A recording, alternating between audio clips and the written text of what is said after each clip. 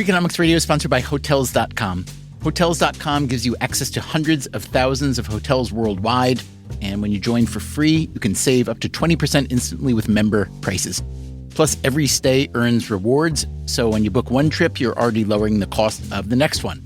Hotels.com is simple, rewarding, and designed to help you get more out of every stay. Sign up for free and book today. Hotels.com. It's all in the name. Freakonomics Radio is sponsored by Amica. You know what they say, if you want to go fast, go alone. If you want to go far, go together. So go with Amica and get coverage from a mutual insurer that's built for their customers, one that looks after what's important to you together. Auto, home, life, and more, coverage that fits your unique needs. Amica helps you protect what matters most. Visit amica.com and get a quote today.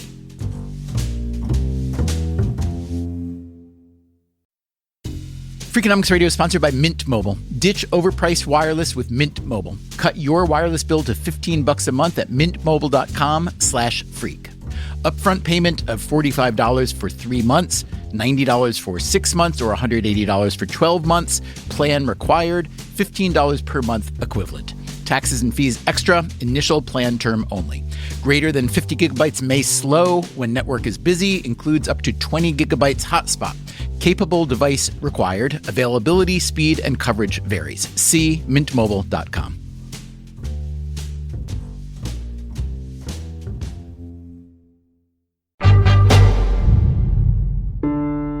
Hey there, it's Stephen Dubner. Happy Thanksgiving. The episode you're about to hear was originally published in 2024, and it is about as Thanksgiving as it gets. We have updated facts and figures where needed. As always, thanks for listening.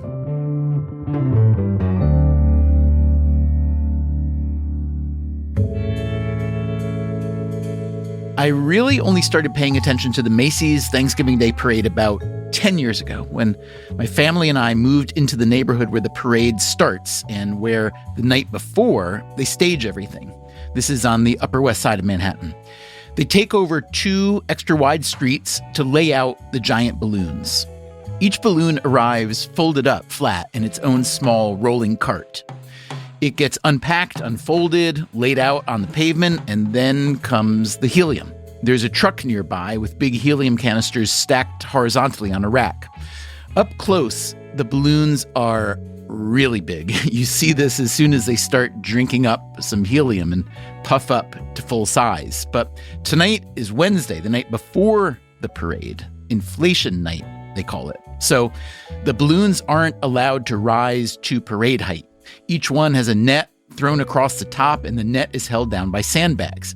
If you happen to be passing by on foot, this can provide an unusual view of your favorite balloon character. A bulging eyeball, a massive derriere, some very chubby fingers. Many thousands of people come see the balloons on Inflation Night. It is an unusual and joyful scene for the visitors and the locals. For many people, myself included, it is the best New York night of the year. A lot of people who live on these blocks throw inflation parties up in their apartments, and when you look straight down out of your window, you get another unusual and wonderful view of the balloons. I've watched this whole operation for several years now, and every year I'm a little bit more impressed. The parade people execute the mission with a blend of military efficiency and childlike glee. You can't help but marvel at how much planning must go into it. Also, how good the execution has to be, not just from the parade side of things, but from the city side and the broadcasting side.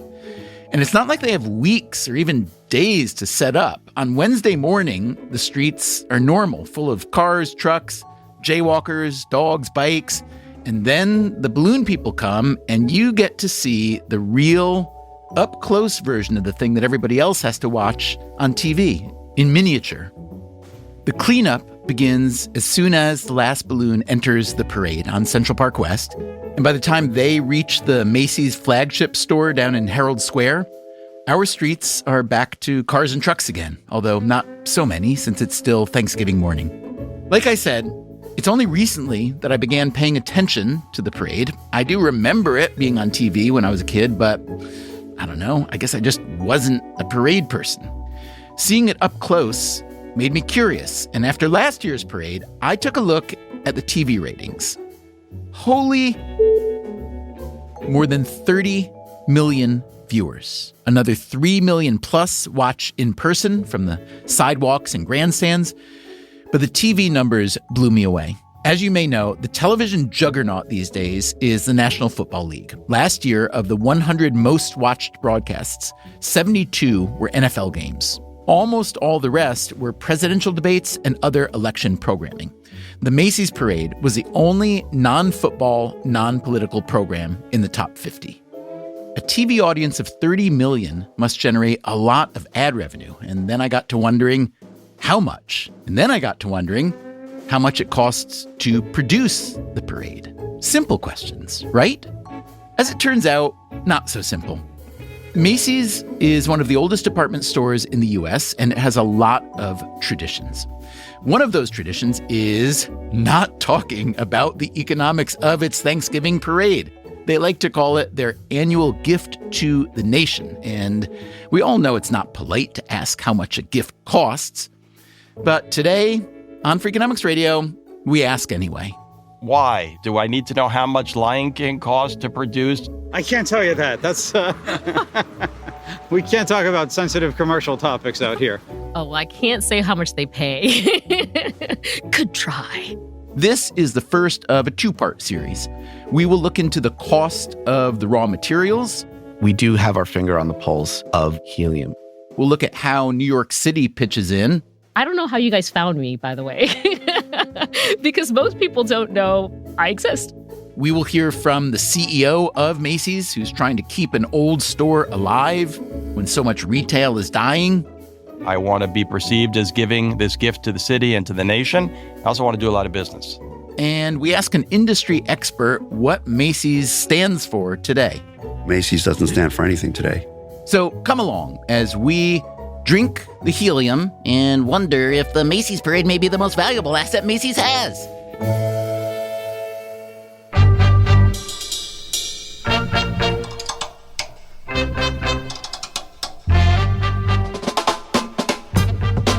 This is Freakonomics Radio, the podcast that explores the hidden side of everything, with your host, Stephen Dubner.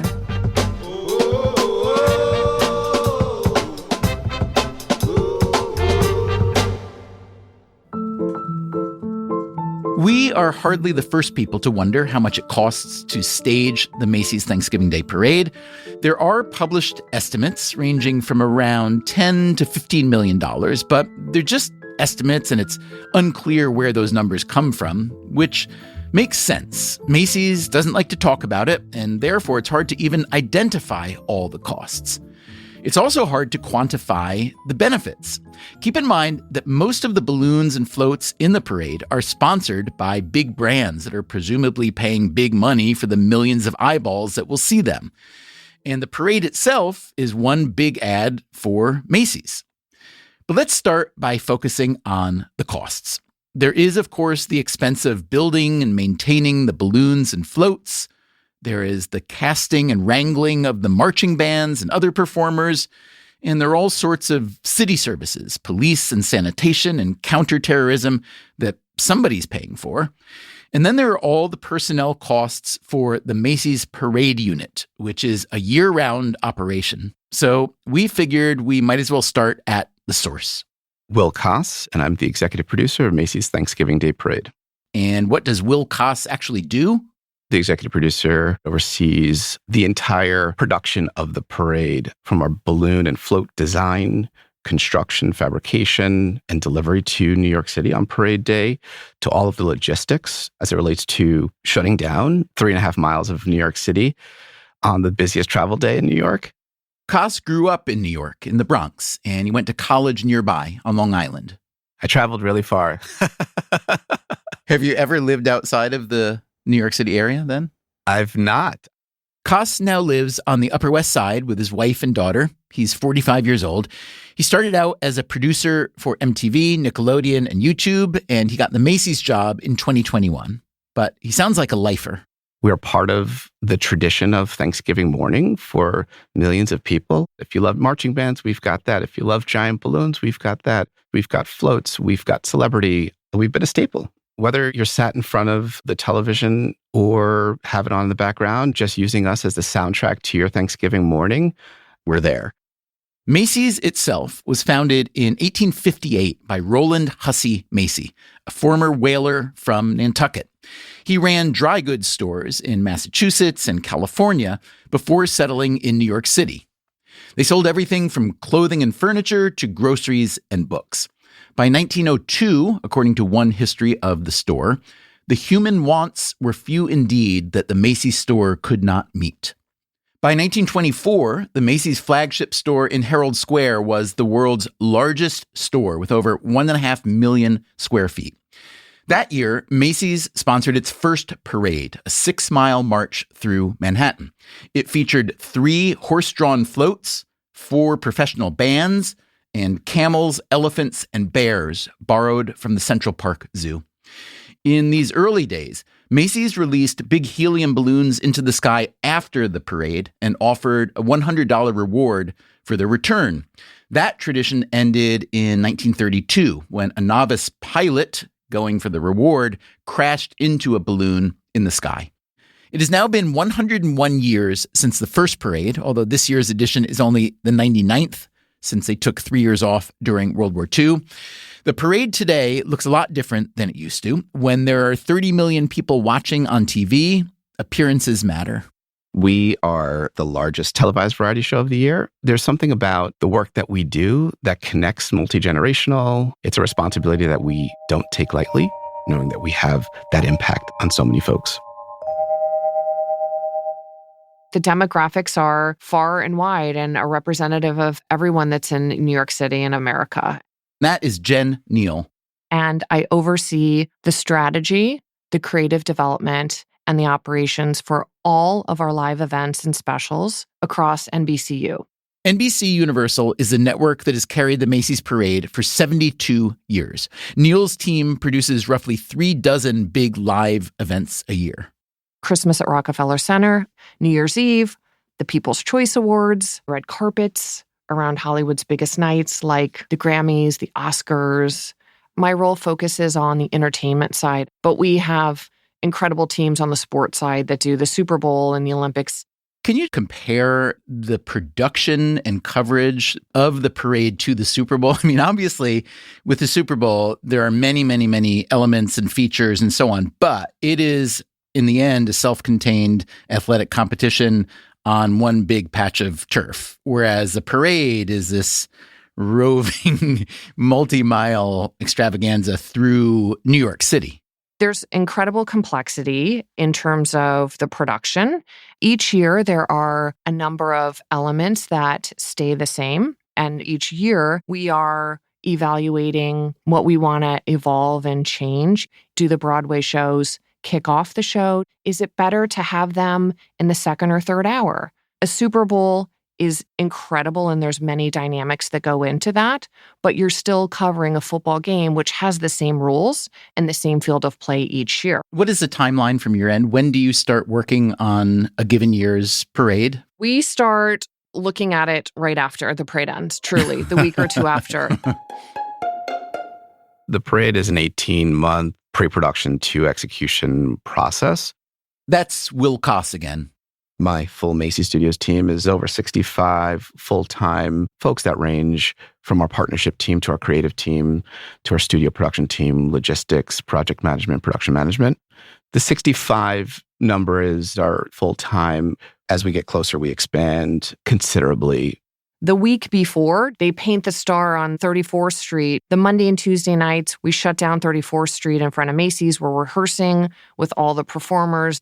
Wednesday night, we've introduced a countdown show to bring to life the inflation of the balloons that happen magically on the Upper West Side. And then Thursday, we have a call time, the day of Thanksgiving, 2 a.m. And Jen, where do you spend parade day? I'm in the truck. I'm in the truck on parade day. Which is where? On 34th Street or adjacent to 34th Street. And what's that day like for you? There's a lot of energy, a lot of adrenaline. We go live at 8:30 through noon, so it's 3.5 hours of that coverage. We have preparation and contingencies and plans for every single thing that can happen along the way. And then I do, once every parade, take 30 seconds during a commercial break and jump out into the streets and see the scale of, Snoopy or the Minion or the Doughboy adjacent to the buildings in New York. And it's magic. It also sounds incredibly expensive to produce from your side, not just the coverage part, but the coordination and the run of show and talent and so on. Can you just talk about how extensive that is? We don't really get into the cost of everything, but what I can say is we know that this is incredibly valuable to our advertising partners. And we know that advertising messages that are in the parade deliver stronger memorability and likability. I did see on the NBCUniversal site a report about the power of the parade from a consumer perspective. Said that the year-over-year growth demonstrates that NBCUniversal is moving consumers down the purchase funnel. What does that mean, moving consumers down the purchase funnel? First, our job is we got to make sure that this is incredibly entertaining and relevant and great TV. And second, brands want to be associated with this because their messaging is woven in, and each brand takes a different strategy to do that. Can you give me an example? When you are a Jenny-O turkey and you want to have a turkey float, they're going to want to talk about the number of years of the Big Turkey Spectacular and what Jenny-O brings to you. Well, the star of the Thanksgiving meal has arrived on a green and gold platter, the signature colors of its gracious host, Jenny-O. If you're the Jolly Green Giant, you're going to talk about holiday traditions and some of those products. Well, there in the valley, on the farm, the Green Giant oversees the fall harvest, ensuring that each vegetable for your Thanksgiving table is picked at the peak of perfection. In other words, yes, the Macy's Thanksgiving Day Parade is a parade, but unlike a memorial parade or a victory parade or a pride parade, this one is plainly a commercial venture, a marketing venture. If you have a Minions float, you're definitely going to talk about Stuart the Minions and the Frantic Bananas. Ronald McDonald, Smokey the Bear, all of these are traditions and floats that have their own unique messaging, from forest fires to fundraising for children's hospitals to the Wonder Ship float. If I were to spec this out from a Super Bowl, I know the Super Bowl generates around $600 million in ad revenue. That's at an ad rate of about $7 million per 30 seconds. And that's viewership of 110 million, so significantly more than the parade. But I could imagine that the total ad revenue for the Macy's Parade might be in the neighborhood of like 100 or 150 million. Does that seem ballpark, or do you not know? I'm focused on the creative side and how are we covering this event in the best way to bring audiences at home this extraordinary tradition. We did later find an estimate from Vivix, a company that tracks commercial ad spending. They report that brands spent $76 million to advertise on NBC during the 2023 parade broadcast. And the Wall Street Journal reports that NBC pays Macy's around $60 million to broadcast the parade. Macy's would, as the saying goes, neither confirm nor deny, and that TV revenue presumably wouldn't include money the brands pay Macy's directly for the rights to sponsor a balloon or a float. Although we should say not every balloon or float is bringing in sponsor money, because some of them are promoting Macy's itself. Here's Will Koss again.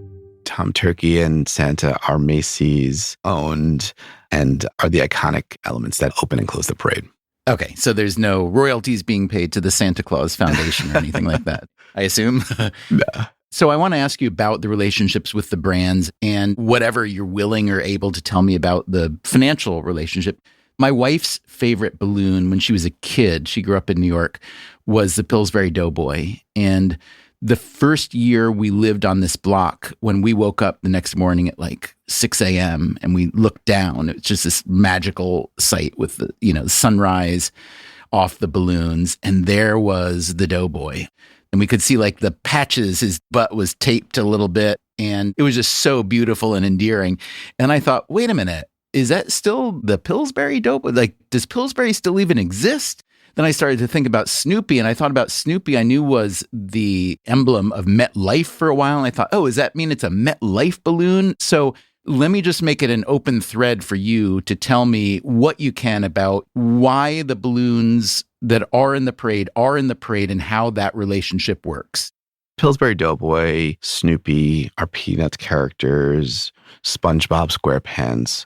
The goal with all of our balloons is to create a moment that's instantly recognizable in the sky.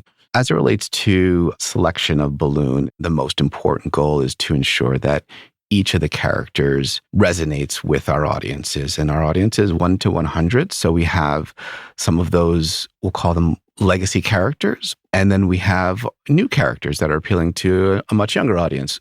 And Will, what if someone like me came to you and I said, hey, Will, I've got this brand, Freakonomics Radio. In some ways, it's a pretty big brand, but, it's kind of like a big niche brand. It's not Teenage Mutant Ninja Turtles. It's not, Spider-Man. I recognize that. But I've also got a pretty beautiful visual image, what we call an orpal, right? It's an apple that you cut open and it's an orange in the middle and it's, it's fruit. Who doesn't like fruit? And I think it would be worth my while to try to figure out how to get my brand in front of the world. These 30 million people that watch it on TV, these 3 million that are there. Would you even take a meeting with me? We're taking the meeting right now. You're underselling the brand, my friend. We're open to taking every meeting and every conversation. This is not an exclusive, members-only type of event. Well, maybe not quite members only, but it's a small club. Last year, there were 17 giant balloons in the parade. Sadly, the Freakonomics Orpal was not one of them, but this guy had one. I pinch myself when I see the balloon fly down the main avenue there. That is Jeff Cheney. I'm an owner of an unlikely story bookstore in Plainville, Massachusetts, and I'm the author of the Diary of a Wimpy Kid series. Now, for those who are children or have children who have read those books, you are somewhere between, I don't know, Jesus Christ and pick your favorite cult hero ever. What's it been like to be you these last 15, 18 years? The ride for me has been a lot like the Truman Show. I feel like I created this character who's a stick figure, and somehow that has propelled me into the most unusual situations you could ever imagine. Cheney has written 20 books in the Diary of a Wimpy Kid series, which have sold more than 300 million copies. The main character of the series is named Greg Heffley. Greg Heffley is a complicated character. He's a bit of a mess. He doesn't always do the right thing. At the time that I was writing Wimpy Kid, I was reading Harry Potter, which is about a boy who's an aspirational character. He's heroic.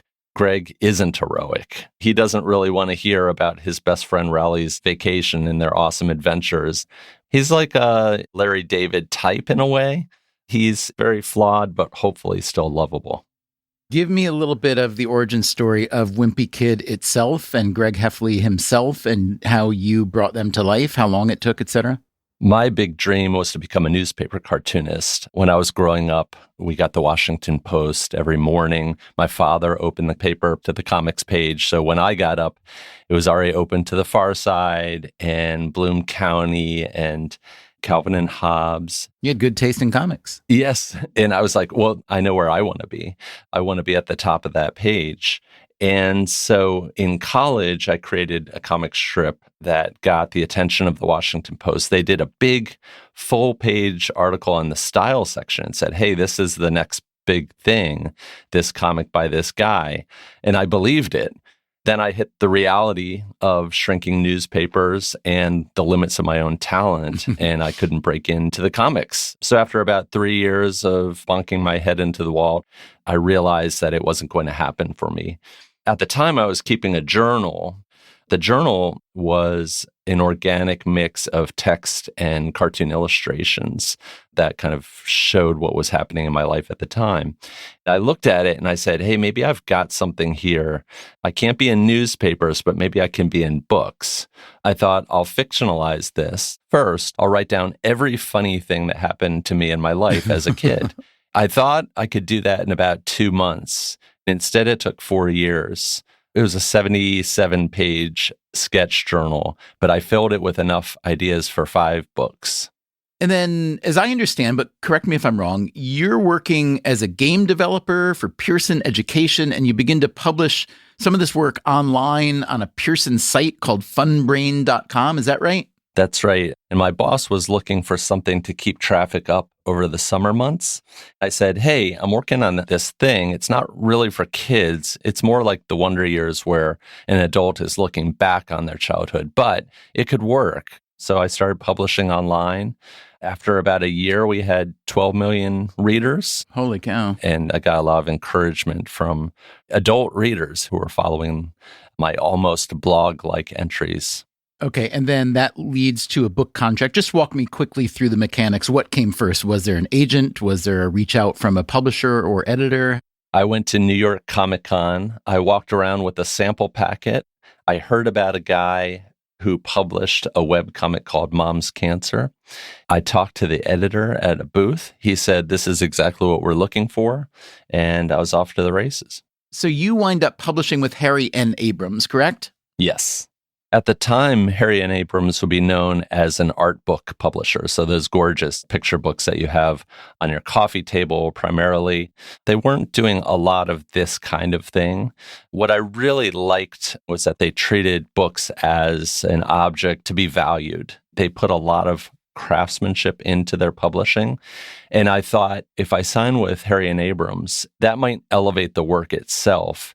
And that's the way it's been with Wimpy Kid. About 2 weeks after the book was published, it got on the New York Times bestseller list, which was just an absolute shock. I remember my wife and I were jumping up and down on our kid's bed like we just couldn't believe it. Now it's been on the list a combined total of something like 900 weeks. And let's now talk about how you came to intersect with the Macy's parade. In about 2010, Diary of a Wimpy Kid was doing pretty well. And we had an ambitious publicist named Jason Wells who said, hey, I think we could get a balloon in the Macy's parade. So he approached Macy's and said, hey, how about a balloon? They said, it might not be ready for a balloon, but how about a float? The idea I remember was that there was going to be a standing Greg Heffley, and at the base of the float would be a bunch of kids reading. So it would be a float to promote reading and literacy. That sounds a little, what's the word I'm looking for? More reverent, perhaps, than the Wimpy Kid brand is? That's right. And we said, we're going to hold out a little bit and see if we get into balloon territory. And then what happens next? So the next year, I think I got named to Time Magazine's most influential people list. Congratulations. And that Thank you very much. Theoretically makes you balloon worthy. Yeah, right. So Macy's said, yes, please, we'd like to do a giant helium balloon. And my publisher was kind enough to sign on for the terms. Tell me what you know about that negotiation and the terms of the deal. As you can probably imagine, the terms are proprietary, so I can't talk about that. But it was a multi-year situation. You pay a certain amount to get the balloon made and then a certain amount to have it flown every year. That first balloon flew for 3 years, and then we re-upped and flew it for another 3. And that's really the pattern we've been in for now a good long time. I have no idea what Macy's deals look like with other creators, if we're standard, if we have our own separate thing. Has Harry and Abrams continued to basically pay for or subsidize the participation? To their great credit, Abrams has continued to support the balloon. This past balloon, I chipped in because, of course, I have a big stake in this as well. Any idea what it costs to make it? I don't know what the actual costs are to make a balloon, but I would guess it's somewhere around the low $100,000 range. I guess the big question is, how do you and your publisher think about ROI and all that that implies? Not just, whether it extends and grows the brand and sells more books and so on, but if it creates a different sort of awareness around the brand. That's a really good question. We think about it a lot. It's possible that the balloon is one of the legs of a chair. And if you kicked out that leg, maybe the whole thing collapses. The fact that Wimpy Kid is still going strong suggests that the balloon is a part of that equation. But there's also some real pride that's associated with the balloon. Everybody gets to hold the string and walk down the streets of New York City. So what's that like? It's nerve-wracking in a way because you're sort of presenting yourself to the world. You're saying, hey, my property is worthy of being here. I remember the first few years, like we would walk the balloon down the main avenue and I think people were sort of scratching their heads. What's this? Is this Charlie Brown? Who is this? And over time, one of the rewards of this has been that Wimpy Kid is sort of seeped into the cultural consciousness. So now most people know what the cheese touch is. Explain the cheese touch for those who aren't familiar. There's a piece of cheese in the first book that sits under a basketball hoop, and it becomes an existential threat to Greg and to all of the middle schoolers. Everybody's worried about getting the cheese touch because it means, certain death in the middle school popularity ranking. This year will be Wimpy Kid's 16th consecutive Macy's parade. That puts him on the all-time leaderboard, but he's still way behind Snoopy with 44 appearances and Pikachu with 25. Kenny told me that a balloon typically lasts 3 to 5 years. He is now on the third version. I think we've gotten better and better at it, and now Greg really looks exactly like I'd like him to look. Describe the current balloon. The current balloon has Greg sort of hunched over, getting ready to touch the piece of cheese. So I said to Macy's, we really need to do something special.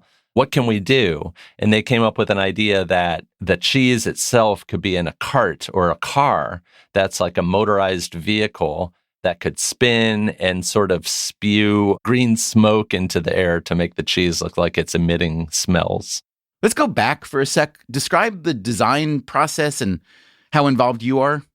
It's really exciting. It starts with a sketch and then it moves to kind of a pen and ink drawing. And then Macy's has to turn that into a 3D model, which is not so easy with my character. My characters are two-dimensional purposefully. I don't have any sense of 3D space at all. And so the first time we saw a Wimpy Kid balloon was the first time we saw Greg Heffley articulated in 3 dimensions. He has a butt. Right. In the early days with Macy's, I'd go down to Hoboken, New Jersey, and there would be a clay model waiting for me. The clay was still pliable. And then we would make changes on the fly with a really skilled artist. It would spin around on a pole so we could see it from every angle and really imagine what it would look like from the street level. Since Jeff Kinney's first Wimpy Kid balloon, the Macy's Parade studio has moved from Hoboken to nearby Moonachie, New Jersey. And rather than clay, balloon modeling now is done with 3D printers. Coming up after the break, let's go to Moonachie. Welcome to Macy's Studios. I'm Stephen Dubner. This is Freakonomics Radio. We'll be right back.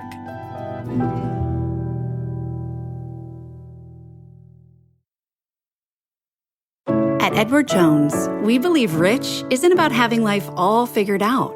It's opening yourself to all the possibilities. That's why your dedicated financial advisor provides long-term planning built around you, meeting you where you are, and helping you get closer to where you want to be. So no matter where you're starting from, you can move forward with confidence. The key to being rich is knowing what counts. Let's find your rich. Edward Jones, member SIPC. Freakonomics Radio is sponsored by LinkedIn ads. Ever invested in something that didn't live up to the hype? Marketers know that feeling. They optimize for the numbers that look great, like impressions, but then they don't see revenue. LinkedIn has a word for that: bull spend. Instead, you can get the highest ROAS of major ad networks with LinkedIn. Cut the bull spend, advertise on LinkedIn. Spend $250 and get a $250 credit. Go to linkedin.com/Freakonomics. Terms apply.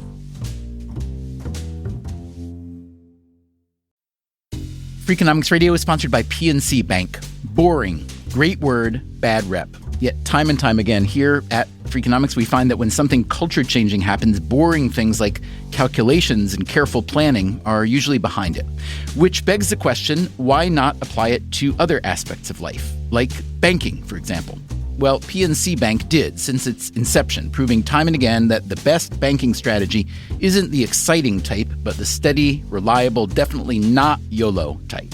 PNC Bank, brilliantly boring since 1865. Brilliantly boring since 1865 is a registered mark of the PNC Financial Services Group, Inc. PNC Bank, National Association, member FDIC.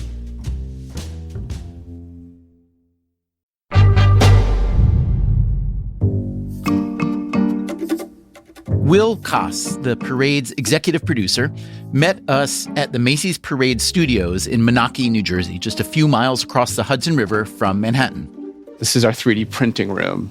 So this is Diary of a Wimpy Kid. We're looking at a 3-foot plastic model of Greg Heffley.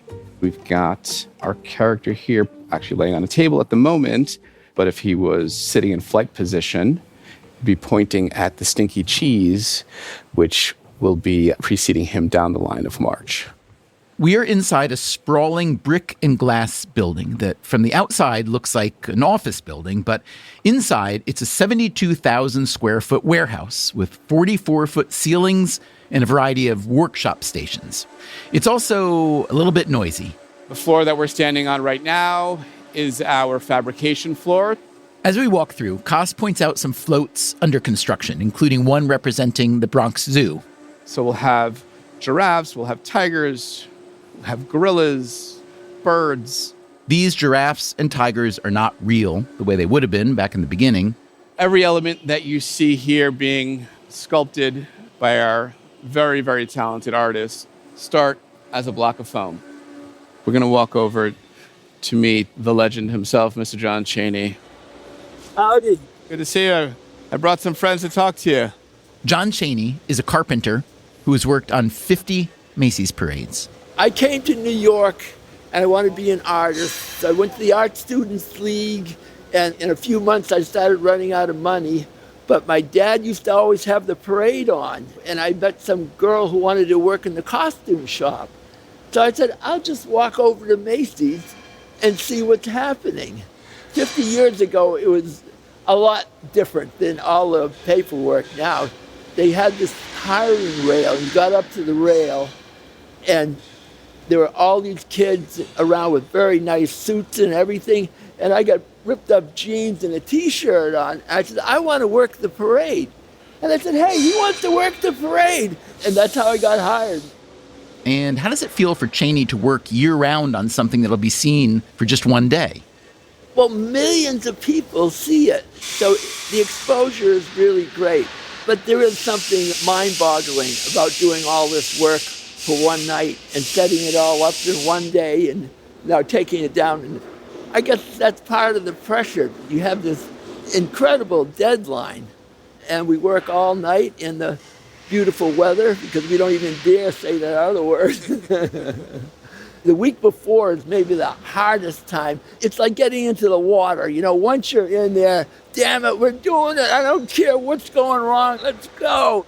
Cheney is one of a couple dozen members of a team of carpenters, sculptors, welders, electricians, costume designers, and what are called balloon technicians. Here's Will Koss again. Right now we're on the balloon studio floor. Once our balloons are flattened, they make their way over to our heat sealing tables. And this is essentially a sewing machine, but instead of a needle and string, it's actually melting the two pieces together. And we actually have a balloon in process right now. This is Marshall, our Paw Patrol pup. Marshall is a Firehouse Dalmatian from the animated kids show Paw Patrol.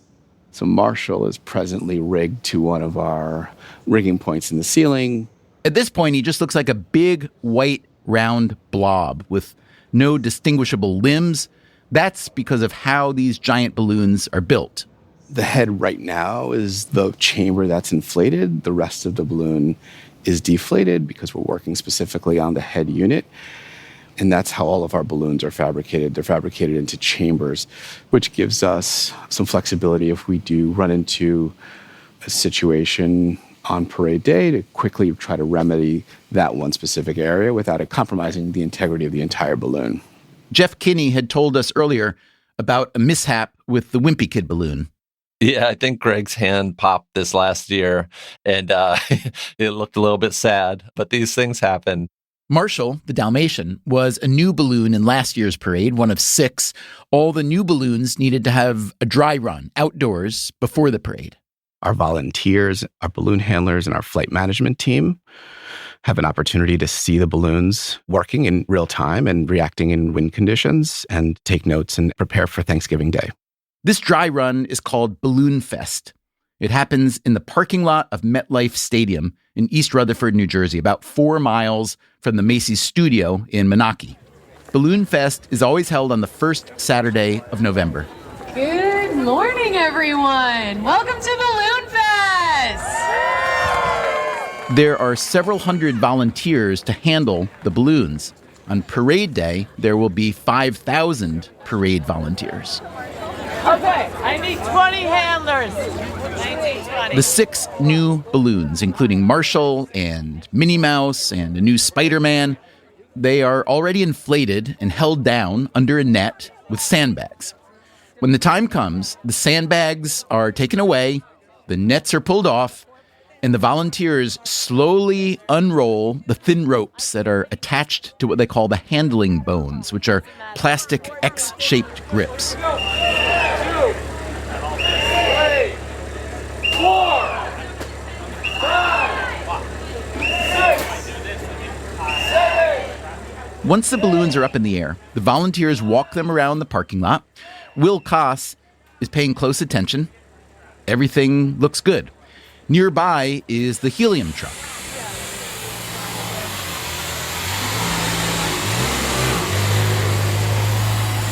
Here's the helium guy. The trailer is about 40 feet long. There are 12 high-pressure steel tubes in there. If you could get all the helium out of each one of those tubes, you could fill about 6 to 8 of these balloons with a single trailer. His name is Kevin Lynch. I'm the vice president of global helium for Messer. Messer is one of the big players in the helium market. It and the companies it has acquired have been providing helium to the Macy's parade for decades. The helium that's here today started in an underground helium reservoir in Amarillo, Texas. And here we are filling balloons. But if you put too much helium in it, that whole crew of people would be, rising up into the sky. Lynch tells us that each giant balloon takes around 15,000 cubic feet of helium. So, how much does that cost Macy's? I can't tell you that. That's we can't talk about sensitive commercial topics out here. The price of helium itself is not a particularly sensitive topic. Helium is used widely in medical settings and elsewhere, and there's a strong global market for it. Believe it or not, giant balloons consume only a tiny share of the helium market. We did a rough calculation of what it would cost to fill the 17 balloons in last year's parade if you paid market price. It was about $425,000. I asked Will Koss if this sounded about right, but he wouldn't take the bait. I also asked him what Macy's does about the occasional helium shortage. We do have our finger on the pulse of helium. It's a market that adjusts over time, but we plan for it. And we have good relationships with our vendors across our helium supply teams. What's your biggest concern or anxiety or, the thing on your to-do list that keeps you up the night before? I guess I would assume the weather, but maybe I'm wrong. The weather is definitely a concern for us. We are a rain or shine event. So unless there's significant weather that would impact the flight of the balloons. Wind particularly, yeah? Yeah. Wind is one of the most potential risks on our overall parade. We've had some snow in our history. I don't wish that on us. I've been fortunate enough to have relatively good weather. I know my time is coming at some point. It's probably good for the broadcast, though, isn't it? Snow? It would look beautiful, but we do still have to get 5,000 people and 27 floats and 17 large balloons down the parade route. So I'd love it to snow at 12:01. How about that? Or 11:59. So far, we've heard from the key people who create and broadcast the Macy's parade, but there's one more partner, sort of a silent partner, without whom it could not happen. If there were no permits, it would be a free-for-all. I'm Stephen Dubner. This is Freakonomics Radio. We'll be right back.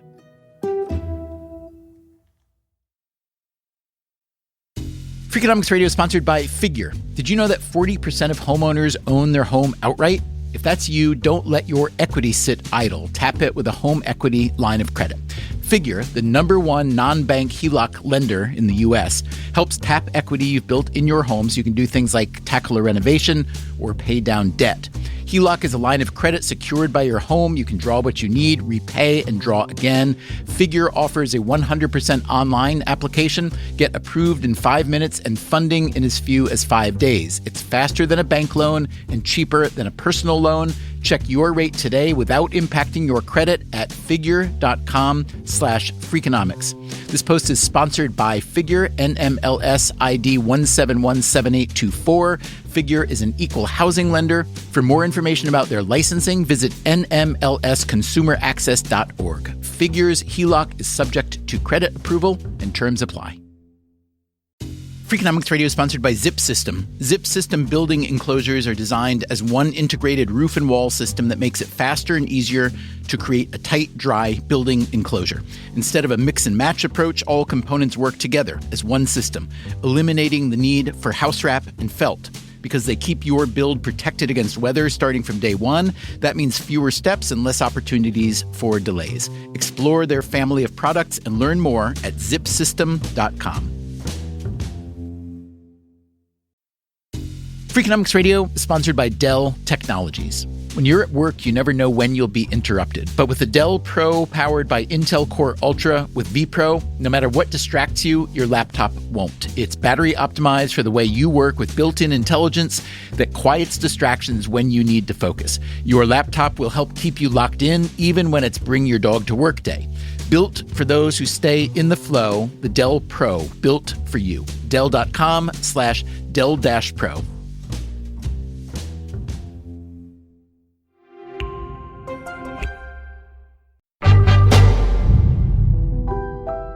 Yes, there are giant character balloons drifting through the sky. And yes, there are floats and marching bands, Broadway performers. But the real star of the Macy's Thanksgiving Day Parade, if we're being honest, come on, you know who it is. It's New York City. My name is Dawn Tolson, and I'm the Executive Director of Citywide Event Coordination and Management and the Street Activity Permit Office. And those are a lot of words. Tolson has worked in New York City government for more than a decade. Her office issues permits for many types of events, street fairs and farmers markets, festivals, and of course, the Macy's Parade. We told her we were trying to put together the costs of the parade, and she did give us a little bit of pricing information. An application fee is non-refundable, and that's $25. And then it ranges from zero, no cost whatsoever, up to something that could be $66K per block, depending on the use of space and the impact. The Macy's Parade uses 40 plus blocks, and it is undeniably high impact. Does that mean that Macy's pays the city something like $3 million, 40 some blocks times $66K per block? Oh, I can't say how much they pay. Could try.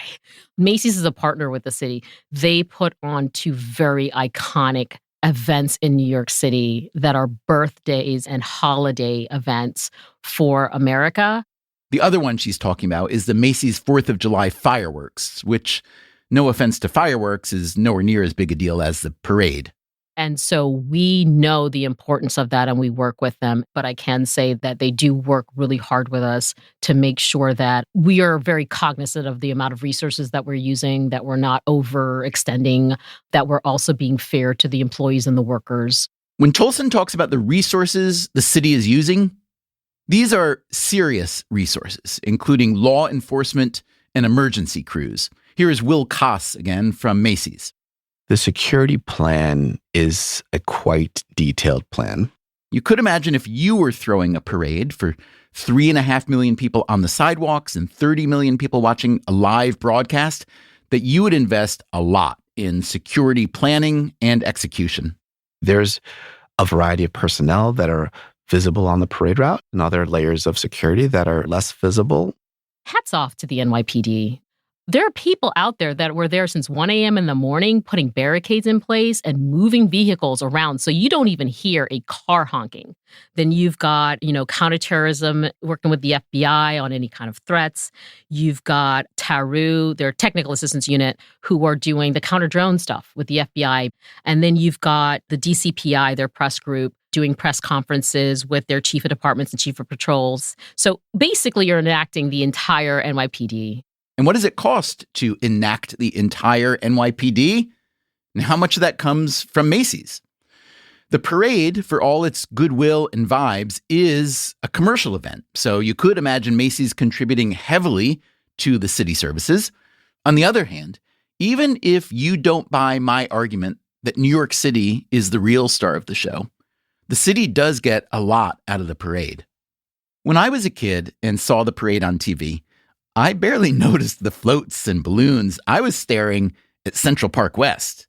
To a farm boy, which is what I was, the balloons and floats were cute, but the fantasy was New York. So does New York City kick in all those resources for free for the Macy's parade? Does the cost of the permit itself cover all these services? Those are questions that no one would directly answer on either the city side or the Macy's side. And there are other city resources to talk about, other city agencies that get involved. We have 4 walkthroughs with all of those agencies, as in we're walking the route 4 times. In New York City, the city of scaffolding, there's a lot of obstructions along the path. And so we have to walk that path to see what construction's going on, what potholes are in the street, what is up above. Street lamps, for instance.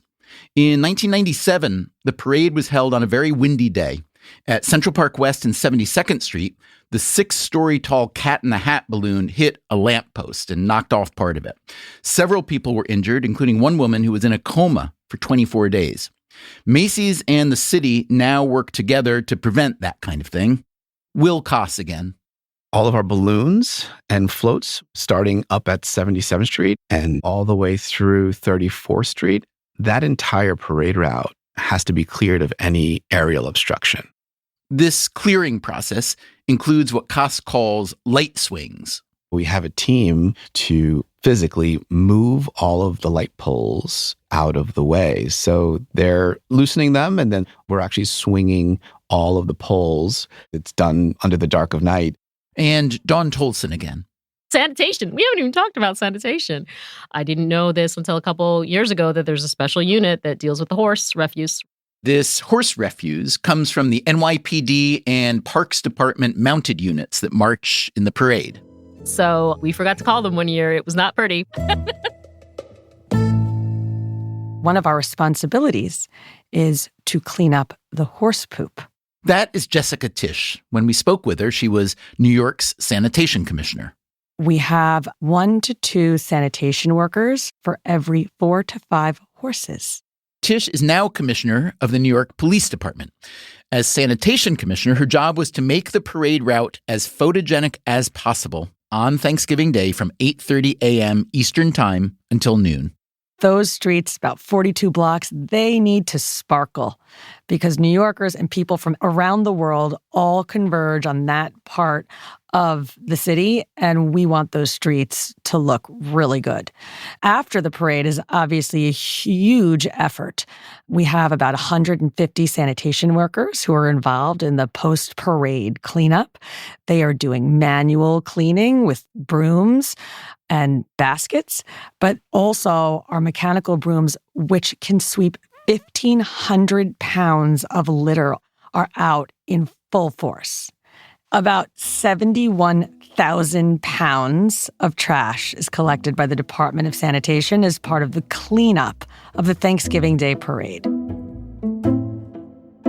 Once again, we couldn't learn anything significant about how these costs are allocated or perhaps shared. New York City plainly derives value from the parade. There's the marketing value of the broadcast, but also 3.5 million in-person spectators generate a lot of economic activity. How much?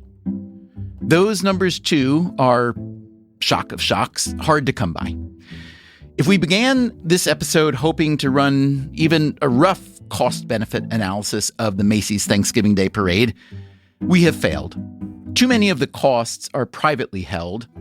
We can guesstimate the overall TV ad revenues, but we don't know how that money is split between Macy's and NBC and whatever agencies or other middlemen are involved. So we took one more shot. We asked to speak to the man at the top. Tony Spring, chairman and CEO of Macy's, Inc. So Macy's refers to the parade as, quote, a privately sponsored and privately funded event and is regarded by Macy's as its annual gift to the nation. I understand that, as with most gifts, you don't tell people how much the gift costs when you're giving it to them. But why is it so important that no one knows how much the parade costs? Because we've been trying to figure it out and really failing. Why? Do I need to know how much Lion King cost to produce? But I can figure that out. Okay, go to the Hayden Planetarium and what did it cost? I can figure that one out too, Tony. I can't figure out the parade. I guarantee you, you're bright enough, much brighter than me. You can figure this out. But I would like to focus more on the fact that, 100 years later, this thing is still relevant and is a great example of if we were still marching animals up and down the street, it wouldn't be as relevant today. But the fact that it evolved over time and includes a level of modernity, includes a level of history, floats that have been there over the years, floats that are new this year, balloons that are new this year, that is, just like the fireworks, I think what makes it such an amazing spectacular. Okay, so the Macy's parade is still relevant. Here's a bigger question, especially for Tony Spring. Is Macy's still relevant? Coming up next time in part 2 of our series, brick and mortar retail has been declining for years, and Macy's is planning to close 150 of their stores. Spring took over a year ago, and he is pushing for a renaissance. At least he is optimistic.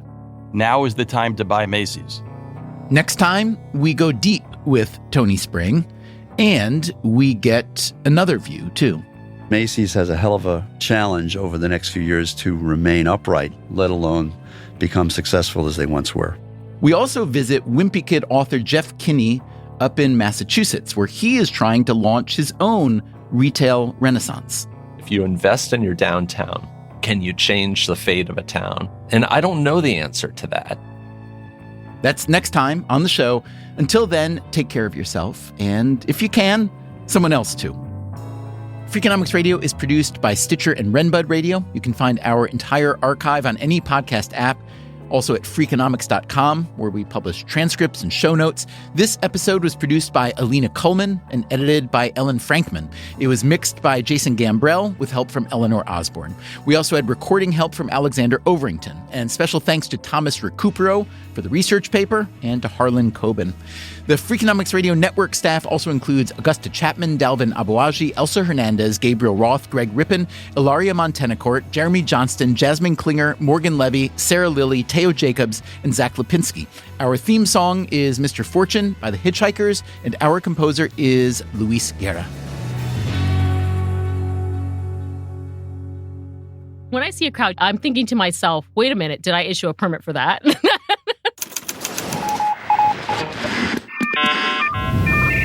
The Freakonomics Radio Network, the hidden side of everything. Stitcher.